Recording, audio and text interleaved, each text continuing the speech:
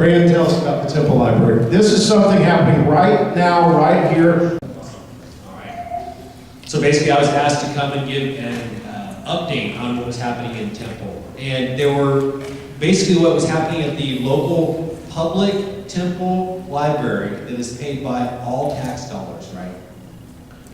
Each month, they have a display that they will show a particular theme.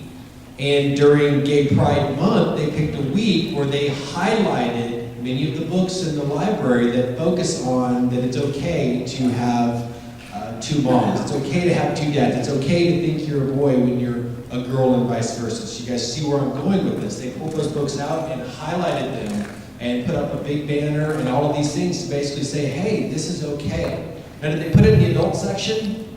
No. They put it in the children's section. Didn't tell anybody about it.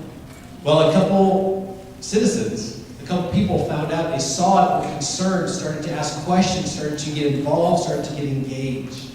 And what happened was so many people started to call the mayor, they called the city, they were concerned, they were, how can we prevent this from happening? What can we do?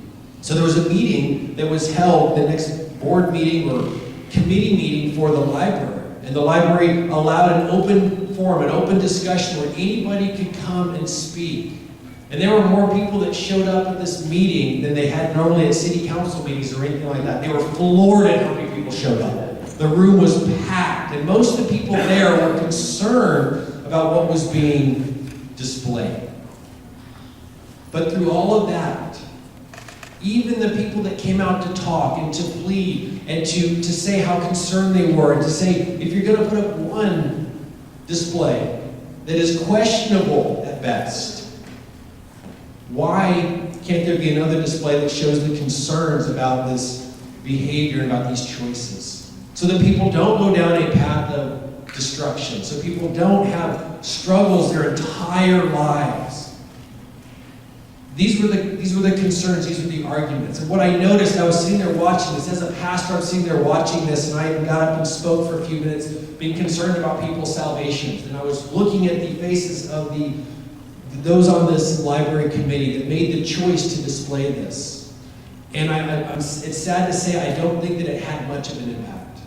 I don't think it had much of an impact at all. I think it was just mostly a display. It was just a show for people to come out and say, I said something, I was heard, and I feel better, and now I'm going to go back home.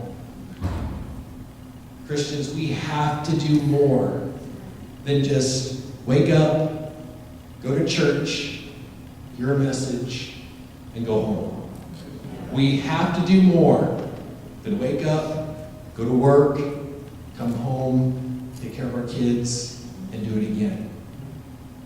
There were not that many people on that board, on that committee. If there were 3 Christians on that committee, that display would not have been up. We have to get involved.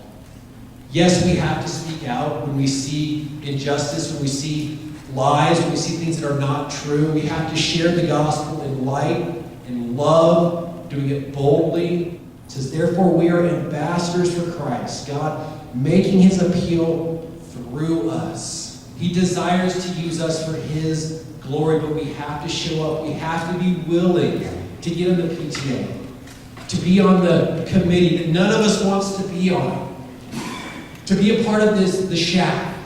It only takes a few people to really make a difference.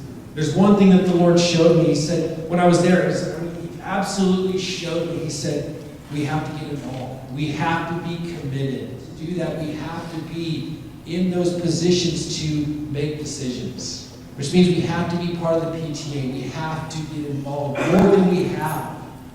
And I'm just as guilty as anyone else has been in the past. So I'm speaking to myself as much as all of us here. It's to encourage you to say, you know what, it doesn't take very many. I was just asking how many parents are there that are able to be on a shack, and they say about 5. If 3 of them were Christians, what an amazing influence that would have. Just think about that. It doesn't take too much, but we need to get involved. So that's what the Lord was showing me. That's what I want to share with you this evening. So